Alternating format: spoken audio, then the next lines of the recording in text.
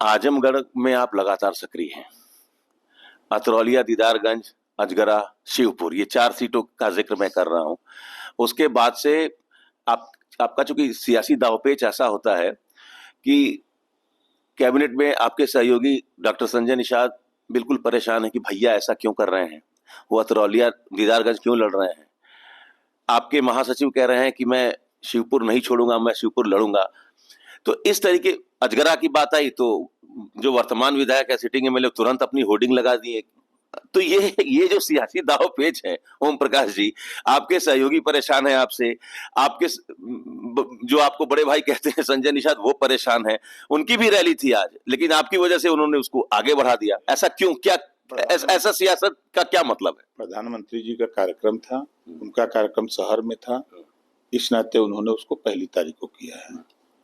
संजय जी हमारे बड़े भाई हैं और कोई दिक्कत नहीं है हम लोगों को, कोई आपस की लड़ाई नहीं है।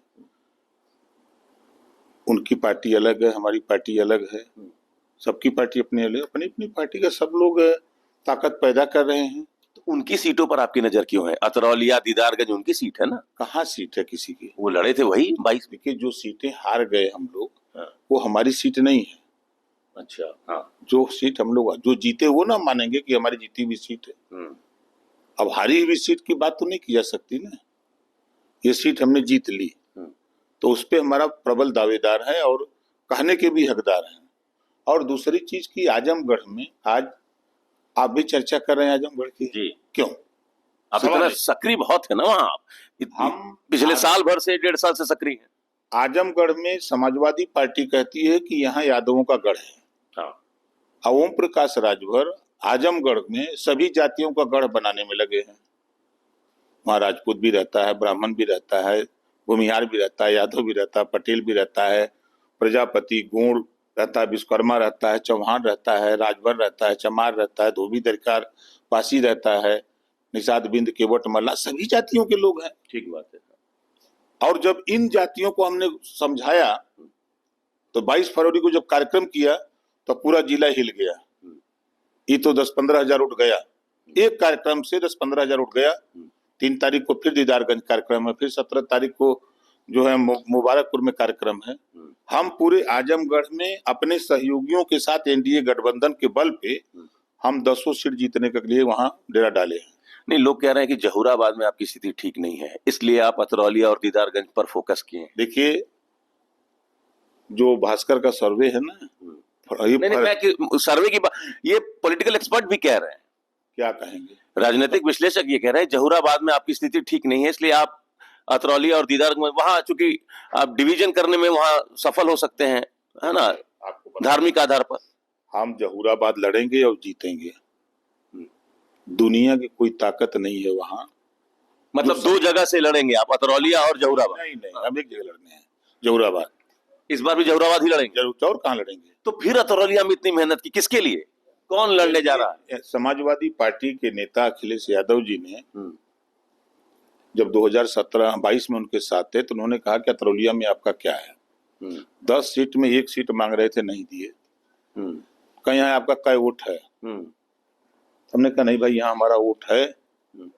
उन्होंने जीत किया कि नहीं, हम सीट नहीं देंगे। हमने कहा ठीक है, चुनाव बीत जाने दीजिए, तो हम बताएंगे क्या वोट है। तो उस समय का ये बदला ले रहे हैं क्या? है उस समय जो अखिलेश यादव जी के साथ आपके मतभेद हुए अतरौलिया को लेकर, तो आप उनको दिखाना चाहते हैं बेसिकली? हम अतरौलिया ही नहीं, दीदारगंज ही नहीं, मुबारकपुर ही नहीं, 10 विधानसभा की बात कर रहा हूँ। 10 विधानसभा में जो घर से नहीं निकलते थे विधायक, आप वहाँ पता करिएगा, 10 विधायक सुबह नहा खा करके निकलते हैं दिन भर और गाली हमको देते हैं। ये ऐसा एक नेता आ गया है कि हम लोगों को धूप में दौड़ा रहा है। अब तो यहाँ तक हो गया, किसी की गाय मर जा रही है, बकरी मर जा रही है, तो वहां जाके पूछ रहे हैं लोग कि का भैया, का भाई ललत बकरिया के। वो लोग कह रहे हैं कि भैया 15 साल तो नहीं दिखाई दिए, क्या वजह है? एक नेता आया है तो आप लोगों को घर से बाहर निकाल दिया है, मतलब उस नेता में दम है। कितनी सीटों पर आपकी डिमांड है? कितनी सीटें लड़ेंगे? क्योंकि अब सब कुछ सामने है। देखिए, हम 62 सीट पर संगठन ग्रास रूट पर बना के तैयार किए हुए हैं। उसी 62 सीट में जो समझौते में सीटें मिलेंगी उसी पे लड़ेंगे। 62 का क्लेम है? एक क्लेम नहीं, 62 सीटें हम अपनी पार्टी के संगठन को कि इसमें से जो भी सीट मिलेगी हम जीत जाएंगे। नहीं तो कितनी उम्मीद कितनी है, कितना मिलेगा वहां से? और उम्मीद जो भी है मिलेगा। तो उसमें ये अतरौलिया, दीदारगंज रहेगा। सीट मिल जाए, प्रयास तो हम लोग कर रहे हैं। शिवपुर को लेकर, क्योंकि शिवपुर तो बीजेपी की सीट है, 2 बार से अनिल जीत रहे हैं, कैबिनेट मंत्री हैं, तो वहां तो कम से कम आपका क्लेम नहीं रहना चाहिए।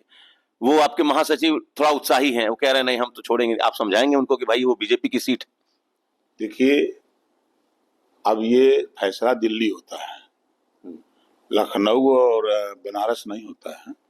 ठीक बात। वो दिल्ली फैसला होता है। जब दिल्ली में जो बातें, वो लोग भी अपना सर्वे करा रहे हैं, सब कुछ कर रहे हैं, तो वहां से फैसला होना है। तो हम लोग यहाँ कहेंगे अब अजगरा और शिवपुर पर भी क्लेम है, बाकी वहां से जो मिलेगा वो अपनी जगह आ जाएगा। जी।